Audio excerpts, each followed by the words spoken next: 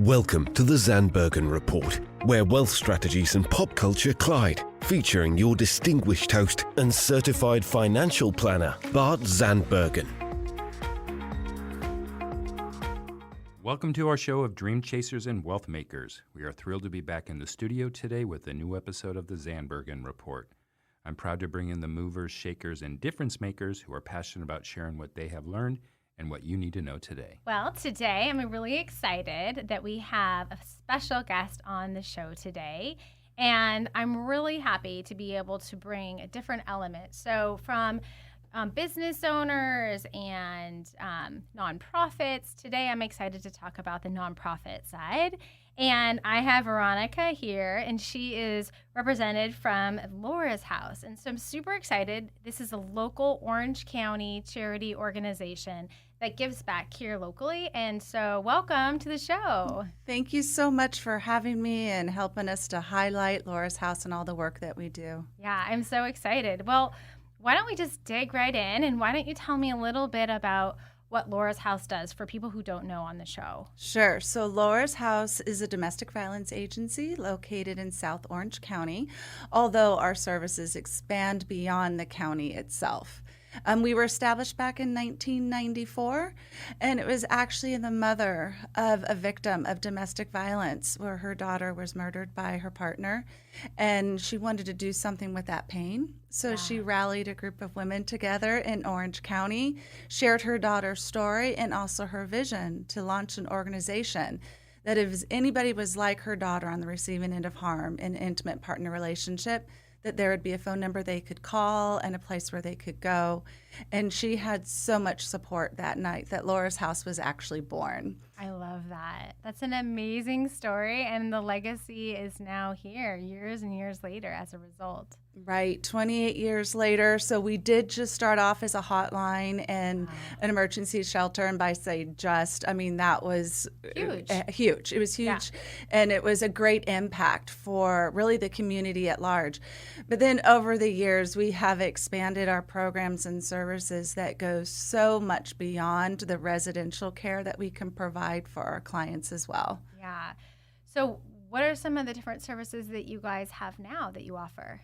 So that 24-hour hotline that I was talking about, if anybody calls that hotline, a trained advocate's going to pick up by the third ring. Wow. And if they need emergency shelter on that first phone call, it will be offered to them. How do they get that number? So I can give it right now, but you can just go to our website as well, which is laurashouse.org. And our hotline number is 866-498-1511. Perfect. And I'll put it in the link afterwards on the show. So in case anyone feels like they have someone that they know that just wants this information, or share it with a resource that can provide it to an organization that thinks they need it, they have it handy. Yes. I'm a little biased, but I do think everyone should have a hotline in their address book because the statistics are startling. So 1 in 3 females are going to be impacted by intimate partner harm in their lifetime. Wow. I had no idea. Yes. And then anywhere from 1 in 4 to 1 in 9 men, it really depends on the research study. Wow. The reality is most males will not report, nor will they self-identify as being a victim, really in any category, let alone domestic violence. However, really based on our experience, we do think it's closer to that 1 in 4. And then for members of the LGBTQ plus community, they're also at 1 in 3. Wow. Now, the most startling statistic that I can tell you. It gets even worse. This is, I'm so sorry. This is really important because it speaks to the work that I do at Laura's House. Okay. So the national average of teenagers that are impacted by dating violence prior to the age of 18 is 1 in 3. Gosh. Now, we have been in classrooms it's about 18 years now, teaching prevention.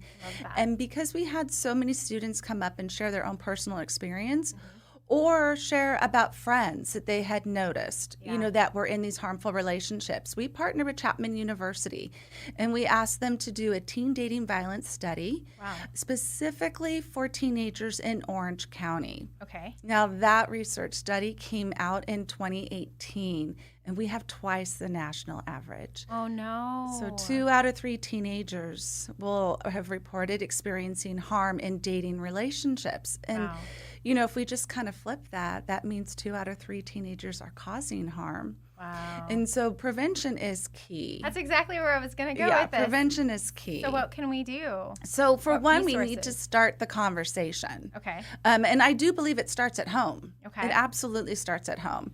So do you have information that we can give our audience to Yes. have these conversations at home? We do. We have Okay. a website actually dedicated to it. So it's nice. LH for Laura's House, LH Teen. Now you can actually access that designated website through our main website at that's laurashouse.org. But we have a program called HEART, which is Healthy Emotions and Attitudes in Relationships Today. I might need that. It's amazing. It is so good. So we go into middle schools, high schools, universities, as well as other agencies like Girl Scouts, the Boys and Girls Club. So if National Charity League, think of youth-based organizations, and we are probably there. And we teach 1 hour on what is a healthy relationship. So we really bring home trust, respect, and safety. I love it. And then we also talk about those ominous red flags like jealousy, which, by the way, our culture and society absolutely glamorizes. It's taken as an extreme compliment if a dating partner, even an intimate partner, says, I'm so jealous. I wish you wouldn't wear that. Yeah. Or do you have to go out with your friends? Why can't you just spend time with me? I'm so jealous. And then the person on the receiving end just wants their partner to know that they love them, they support them. And they start to acclimate to those demands. And that is the portal to all things bad in a relationship. So we equip them with what it looks like because they're not going to come in and punch you in the face on the first date, right? It's a slow boil. Yeah. And so we want to give them those early warning signs, not just for them, but so that they can be ambassadors. And if they see a friend or a loved one who's in one of these relationships, they can start advocating for them. What great work. I love this. So what if I have children that are 8 and 9, and what if their school doesn't already have you in their program? How can they request someone to come out and share this? All roads lead to our website. So I'll keep on asking. So if you go to our homepage, we actually have a pop-up that comes up on the bottom right-hand corner that says book a presentation. Oh, and that's what it is. That's it. You go there, and so we have teen-based programs. We're starting to go younger, however, because the first incidents of harm that we noticed in the Chapman dating study were age 12. Wow. So we have middle schoolers who are involved in this. But because of the internet, because our younger population is really exposed at such a young age to violence, and it is normalized, diminished, and they even put laugh tracks behind it at YouTube or TikTok. So empathy, dear mercy, needs to be taught at home. To show empathy when somebody stumbles rather than giggling and laughing, which honestly is a natural human response. So rather than just shame the child and say, it's not funny, and just say, honey, now, if that happened to you, would you want everyone laughing at you? Yeah, would you want someone laughing? And what do you feel in that moment? Well, of course, it's embarrassment, humiliation, and we wouldn't want that for anyone. No. And so just kind of introducing that concept, because empathy is going to be paramount when they start in these dating relationships. I love it. That is such a great lesson, and being able to have these tools and a resource that they can learn at a very young age, because that's the foundation. I love that you guys are going younger and younger and being able to teach them those pivotal moments, the rights and wrongs, like you say, that parents teach at home, and so that they can implement that. That's great. We now offer a whole library of topics. So that is our anchor program, that HEART program. But we also offer like empowerment and self-esteem, conflict resolution, empathy, as I just stated, bystander intervention. So what do you do as a bystander if you're witnessing something? Because you want to keep yourself safe. Right. So we give some really good tools on that.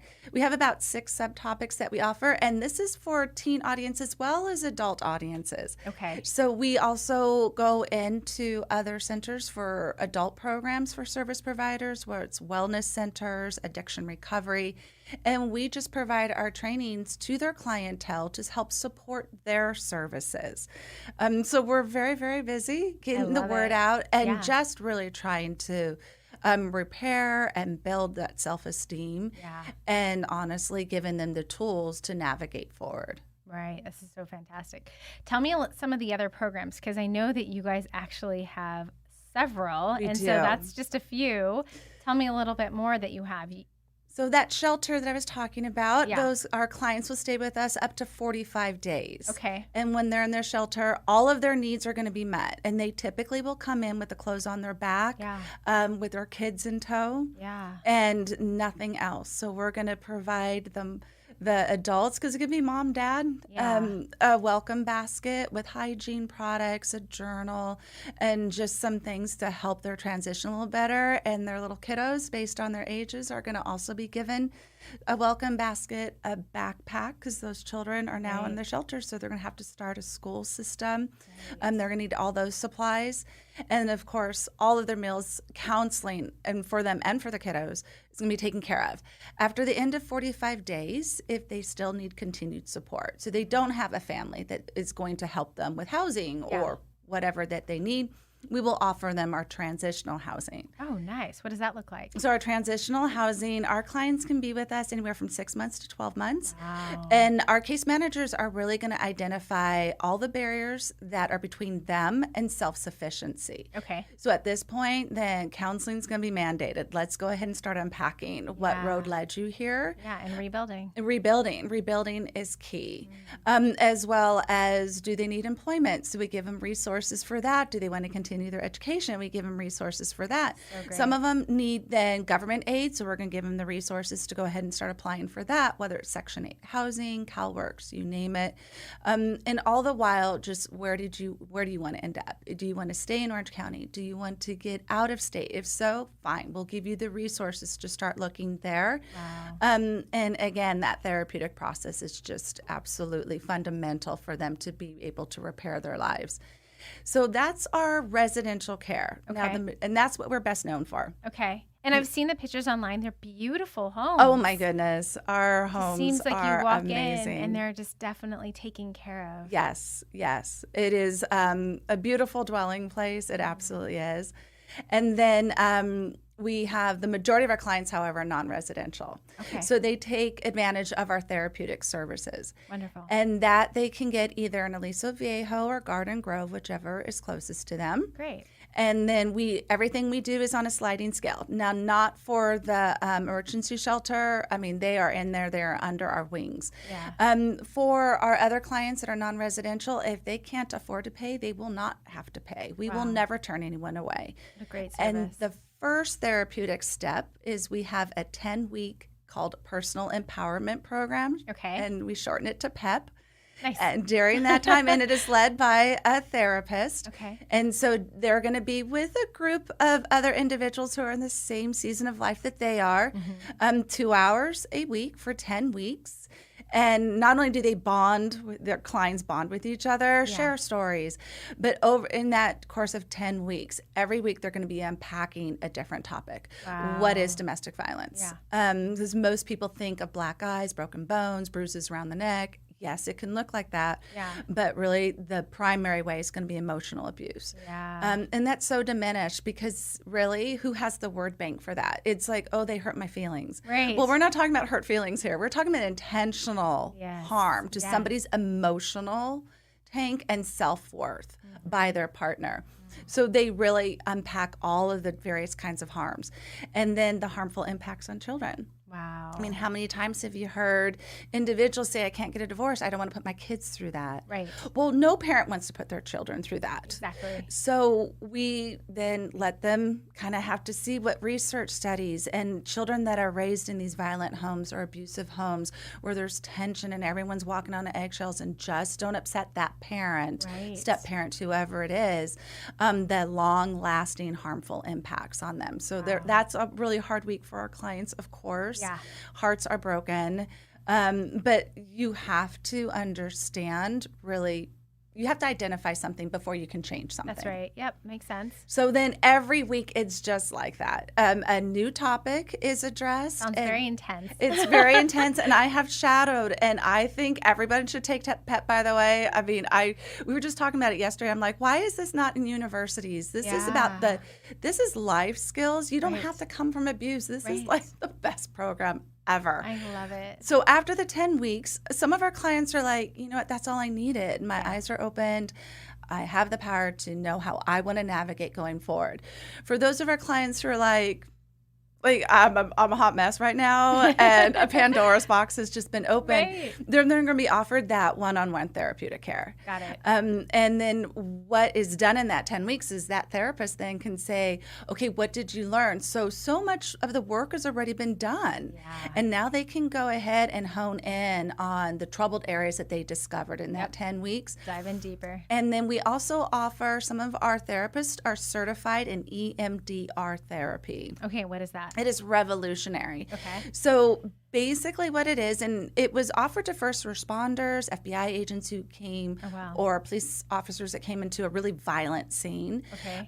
You get PTSD from that. Got it. And so some of our therapists who are licensed, we actually have light bars, and the clients just look at the light bar, and our therapists will ask them questions, or they can just start talking about traumatic events.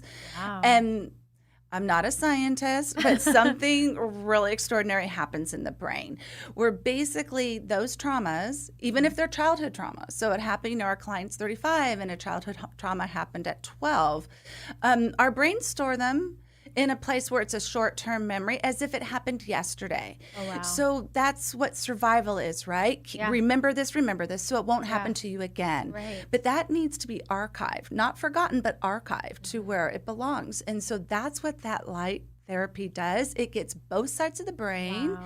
communicating with each other, and that it stores it in that where it was a past event, didn't just happen yesterday, because it didn't. Right. And then that shortens the therapeutic time. So our clients who were with us for 6 months to 8 months for therapy, You saw a traumatic change, or major changes. major changes, and they're done within 3 to 4 months. Wow. And that's completely voluntary. So we'll offer it to our clients, and great. a lot of them want to go for it, of course. Yeah. And then we have legal advocacy. Oh, fantastic. And our legal advocacy is for those clients who need or desire a restraining order. Yeah. That is an ominous process. Yeah. And so they But can. before, they wouldn't be able to maybe afford that. Do you help support that so they're not having to write those checks and feel like they can have safety? Absolutely. Okay. So they can come to our center, and we really let them know what the judge is going to be looking for. We help them to gather that evidence, Perfect. make the photocopies for them. Yeah. In the state of California, it is not required, but highly recommended that the person who is filing for the restraining order gives a notification call to the individual that's going to get the restraining order. Wow. And that's terrifying. You Yeah. have someone who's fleeing. Yeah. They don't want their partner to know where they are, and No. to the point where they want a restraining order. And so we will let them know if they're unwilling to do it or not able to. We Yeah. would do it for them, because it doesn't Oh. have to be by that individual. Perfect. It's just that they have to be notified, or it's recommended that they're notified. Yeah. So we'll even offer that.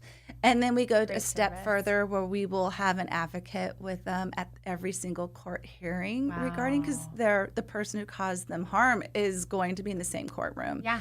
And that's It's probably terrifying. scary. Yeah. It is terrifying. And then they're like, maybe I'm just not going to go. I don't want to follow through with this. And Absolutely. they feel like they have that support. They might have the courage to move forward and stand up for themselves. Right. So they will go with them through all that. And then if they just come in for legal advocacy, Wow. we will also offer our therapeutic services to them. And if Yeah. they have children, to their children as well, and expand that process for them. But it's completely voluntary. Wow. They can only use us for our legal advocacy, completely up to them.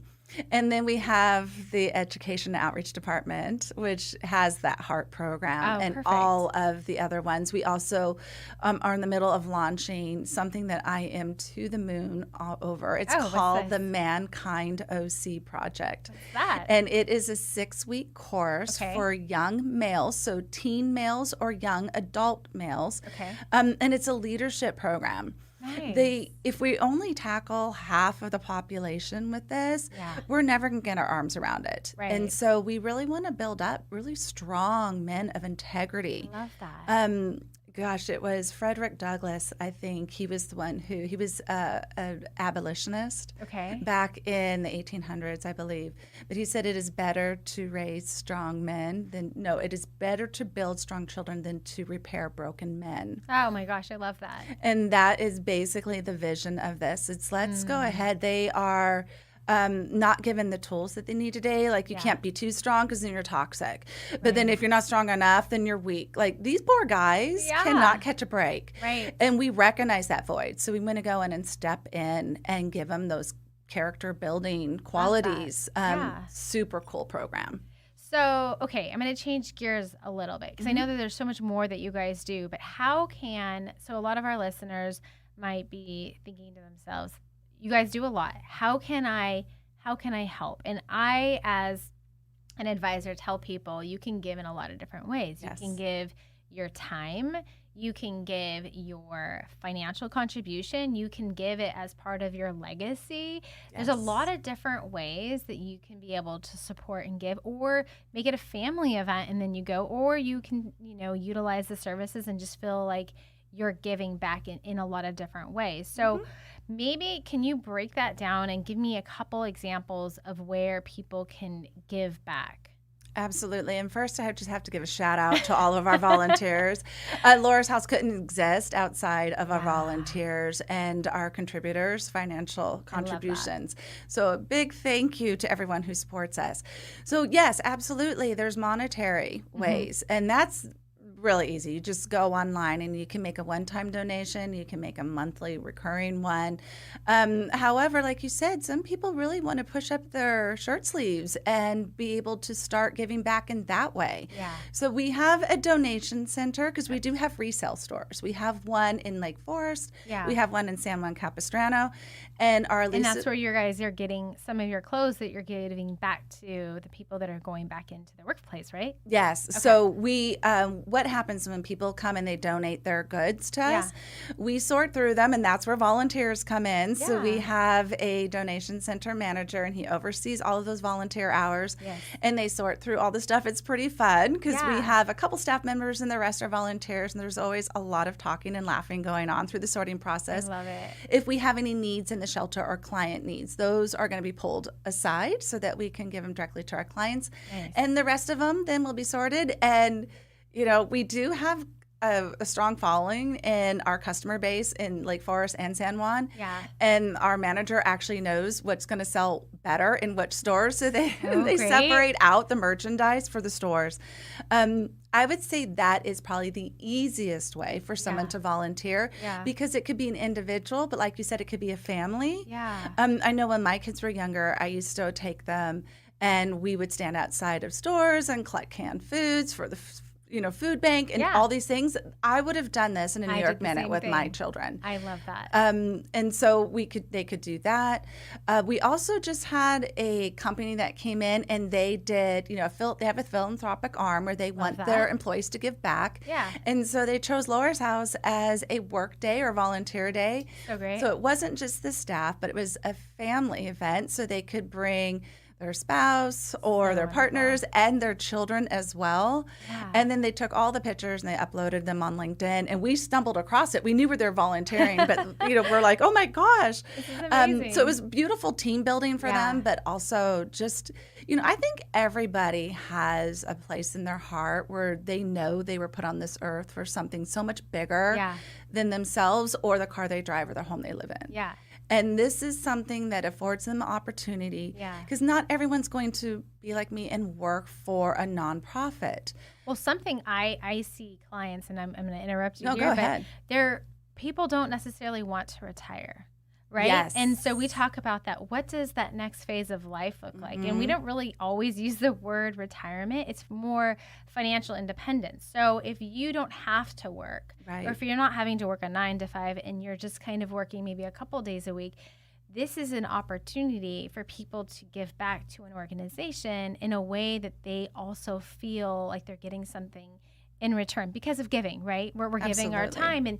But you're seeing, please share like an example of like, I know when I'm volunteering, there's so much joy that I get out of it as well by giving my time and knowing that I'm making a difference for all these people's lives. Maybe you have an example of someone that just like this was kind of phase 2 of their life and they kind of leaned in and contributed.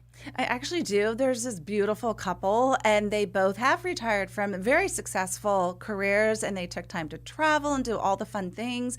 And then they just decided, you know what, like, we want to be able to kind of use our skills to give back. Yeah. So they come in every week. So great. And our volunteer manager sends out, hey, they're going to be here. And all of us managers jump on to tap them. It is admin work. And people don't think that they could volunteer in that way. Again, we love every area of volunteerism. So they come in and they do data entry. He happened to be an analyst, so he was looking through some of our evals for the HEART program because we want efficacy. Yeah. And he noticed this rate of, I don't think they're really understanding the cycle of violence. He had this freaking pie chart for me and spreadsheet. And he's going, I think if you guys just focus on this a bit, maybe they'll have a greater understanding. Wow. We changed our program overnight. I'm like, okay, Let's try it. It was awesome. I love that. And then we also have people that are experts in their particular field. Yeah. And we have 3 times a year where we do 40 hours domestic violence advocacy training. It's a state certification. Yeah. And so we'll pull them as experts because we have outside presenters that will come and they share, about the links between addiction and domestic violence, elder abuse, you name the topic. We have someone that volunteers their time to do that. And same thing, we are so blessed and honored that they would do that. But when we say our thank yous, what we get in response is no thank you. Yeah. Thank you that you gave me the opportunity to give back. Yeah. It's very reciprocal, we find. Do you have a story, and I know we're kind of running low on time here, but do you have a story of a success of someone going through your program and feeling like they came out on the other side a different person? Oh my goodness. I know we have very limited time. Yeah. Yes. And we talk all the time about kind of when we have someone in our office that they're coming in for their very first PEP, how they are forlorn. They won't make eye contact. Their head is slumped down. Their shoulders are pulled in. Yeah. And then we could always tell the clients who have been with us for like 6 weeks or whatever, because, they're squared back and they're smiling. They're making eye contact. They're like, hi. And they are on the track for empowerment. And that is the one thing that when you're in these violent or abusive relationships, it is all about control and power. And they have been stripped of that. And that's all we're doing. It's not it's not rocket science. We're literally giving them the tools and telling them they are actually the decision makers. They can decide what their life is going to look like. I have the privilege of doing resource fairs all the time and tabling. And I have this one I'll try not to get all weepy on you. But I was doing a resource fair and there was a young man, I would say he was probably 19 or 20. He was kind of waiting for the table to be emptied of people that were coming and going. Yeah. And so when the last person left, he comes up and he said, I just want to thank you. I was in your shelter. Wow. And it gives me chills. I know. I'm like, oh my gosh, how are you doing? He goes, I know my mom wouldn't be alive without you. And he goes, and honestly, when I was taken in the middle of the night by my mom to go to your shelter, he goes, I was angry. Yeah. I knew what my dad was doing was wrong, but I saw her as the one that was breaking up the family. Wow. And he said, so I was angry, and your therapist really worked with me on it. And he goes, that was like 8 years ago. He goes, my mom is doing really well. Yeah. And he goes, it will be a lifetime journey. It really will. Yeah. He goes, but I'm a better person for it. And he goes, and I love my mom. Yeah. She saved my life. That's amazing. And that story is not unique. There are so many people that come up to us in resource fairs. Some of them are loud and proud. I'm a graduate of Laura's house. This place is amazing. Others just whisper in your ear because they still want to remain anonymous. And we understand that. This does not define them. They don't want the labels because they're thriving now. Yeah. So it's pretty cool to hear. And they're now in the communities. And then I just got an email today from someone who just was part of our program. Yeah. And she's so thankful, and she wants to share her survival story. So amazing. And we have a lot of opportunities for graduates or people who have once victimized, now are survivors, and telling their story, what they learned, how they're empowering others.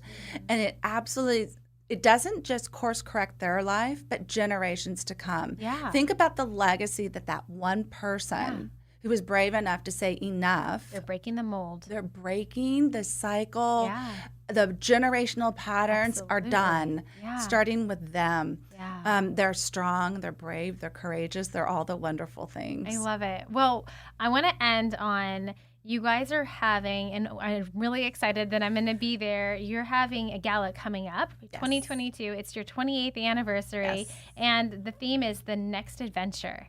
I know, it's going to be so fun. So great. It's Saturday, October 1st at 5 p.m. Yes. And it's at Newport Beach Country Club. And if you want to support and go and participate, I'll be there. And I'll put information in our link to be able to share with other people. So it's also another fun way to go and support as well. And will you guys have an auction that people can just go and... So we'll have the silent auctions. Okay. We're going to have the live auction. Love it. It's absolutely beautiful. And the next adventure, so they're always themed. And this one is, wear your really hot, cool animal prints, semi-formal. It's outside, so kind of dress accordingly. So great. But it's really fun to get all dressed up, and you will be spoiled.